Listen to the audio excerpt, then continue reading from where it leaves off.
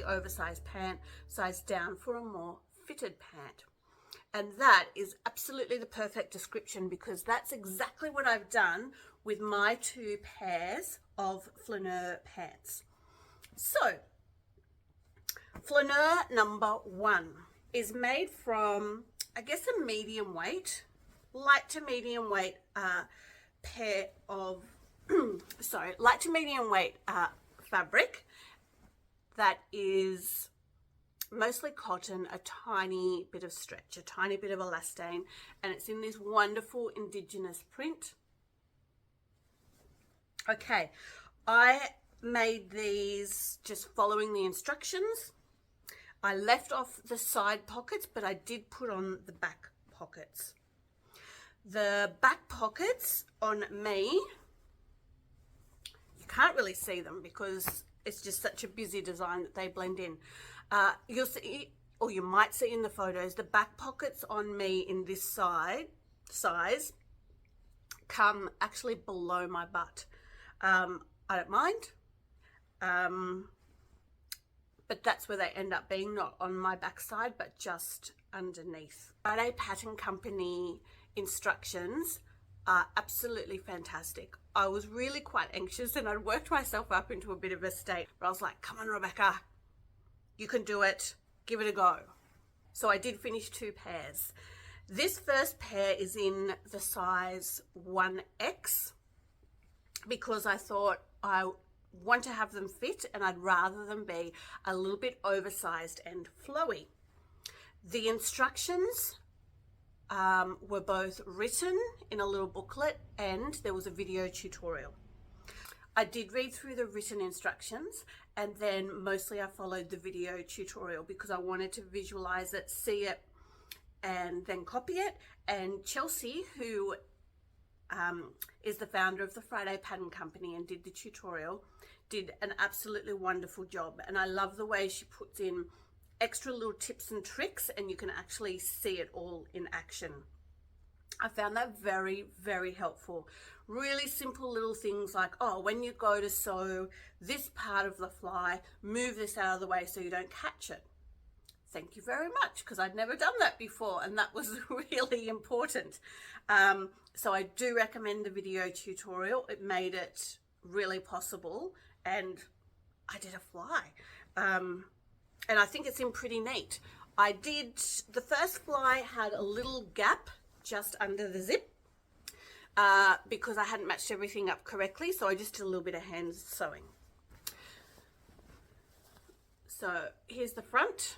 I've got a little wooden button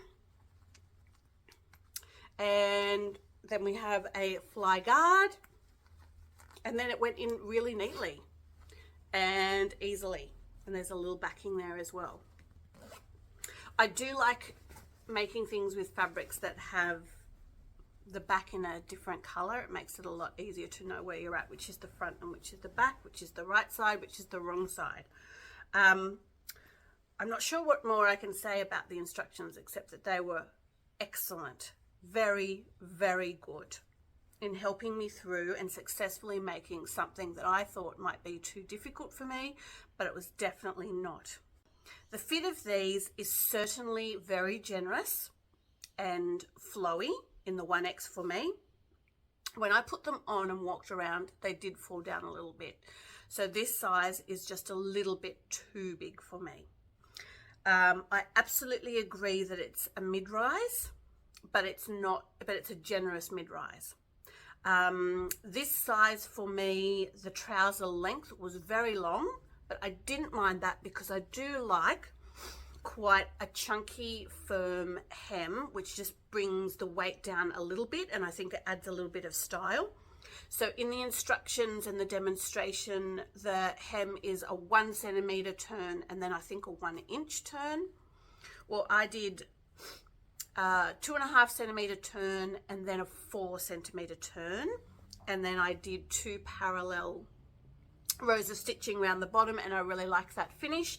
And these are still full length on me. I am 166 centimeters tall. So they're a really generous length, they're a really generous width. This size for me, I felt the wide leg was a bit too generous. When I walked in them, not only did they fall down a little bit, which I could solve with pulling in the elastic, I just felt like there was too much material, especially a little bit between the legs and around the front. But they are definitely super swishy and comfortable and lovely to wear.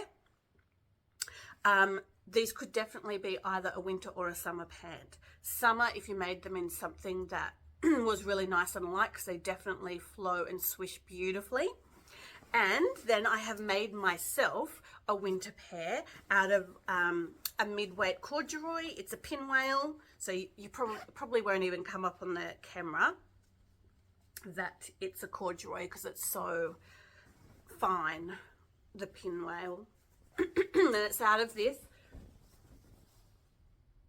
black based funky kind of floral corduroy. I really like these. So for these ones I sized down one size to the XXL, and I thought these were going to be too small, but they're not. I could probably even go down to an XL. I did not put any pockets on these at all because what I liked about the first pair was just the shape and the flow. To be honest, I really like trousers with inseam, or I don't know, what do you call it when you build in the pocket? Yeah, not really, back pockets don't interest me. I'm not going to pop my tissue or any keys in there. And I didn't think they sat quite right on my butt, so I just left them off, and that made the construction a lot faster and a lot easier. The front of the waistband on both pairs was the trickiest thing for me. I didn't get either of them exactly lined up. I did improve a little bit on the second one. So the bottom's lined up, but I'll show you the top. It's just a little step out. I'm really happy with having a new pair of winter trousers that I will enjoy wearing out and wearing to work. I will not be keeping the first pair. They're too big. I might have a friend who will enjoy them. I'll see, because I think they are pretty funky.